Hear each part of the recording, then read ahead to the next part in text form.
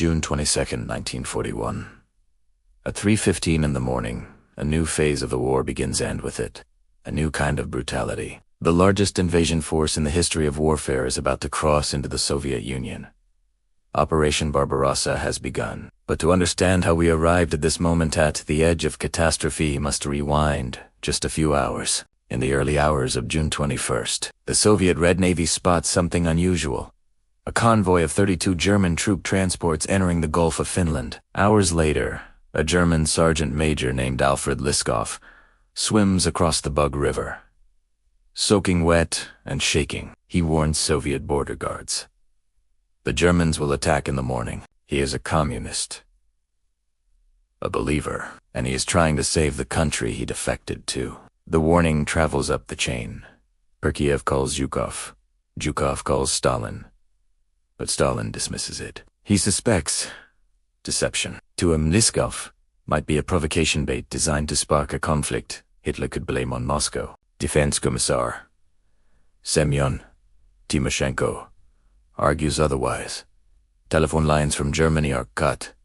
Something is coming. In the end.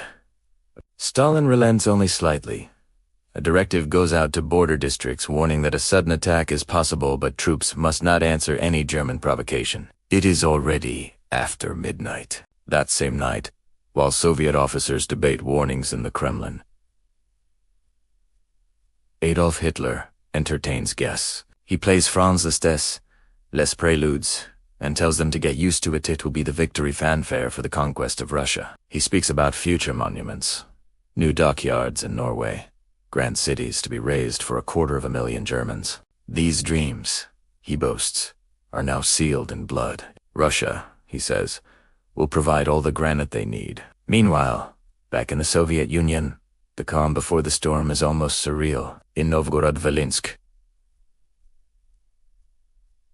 Soviet General Konstantin Rokossovsky receives Moscow's Lasmina directive during a concert. He orders his officers to return to their units, but only after the performance ends. In Kiev, General Dmitry Pavlov is watching a comedy at the cinema. He stays until the credits roll. And at a ball in Semyology, a town right on the border, German border patrols and local Jewish citizens dance together. Past 4 in the morning. Moments later, bombs fall. The power goes out. The night of warnings becomes the morning of war. Despite months of German buildup, the Soviets are caught almost completely by surprise. 3.5 million Axis soldiers stand ready. 140 German divisions, 14 Romanian divisions, and 21 Finnish divisions soon to join in the far north. Alongside them are 7,100 artillery pieces and 3,300 tanks. They are organized into 3 massive army groups. Army Group North, under Bonlieb, aims for Leningrad. Army Group Center, the largest, under Von Bock, drives toward Smolensk, and perhaps Moscow itself. Army Group South, under Bonn Rundstedt, targets Kiev and Ukraine's industrial heartland. And above them all, the Luftwaffe waits for first light. On paper, the Soviets are enormous.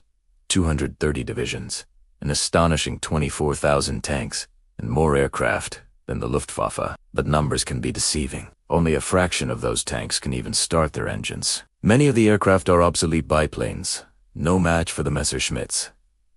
Mechanics are scarce, logistics are a complete mess, and the brutal purges of 1937 and 1938 gutted the Red Army's officer corps, replacing experienced leaders with loyal but often incompetent men. Some tank drivers have been in their machines for barely an hour of training. The units are scattered across a vast territory. Some are too far from the front to help, some are dangerously close and vulnerable, and some are hundreds of kilometers away entirely. The Red Army is a giant, but it is not ready. At 3:15 a.m. on June 22, 1941, precisely 1 year to the day after France surrendered, the bombardment begins. A wall of fire and steel erupts along a frontier stretching hundreds of kilometers. Artillery roars across the rivers and fields. Tanks thunder forward, smashing through border posts. The Luftwaffe rises at dawn to strike airfields, barracks, and rail lines, catching the Soviet Air Force on the ground.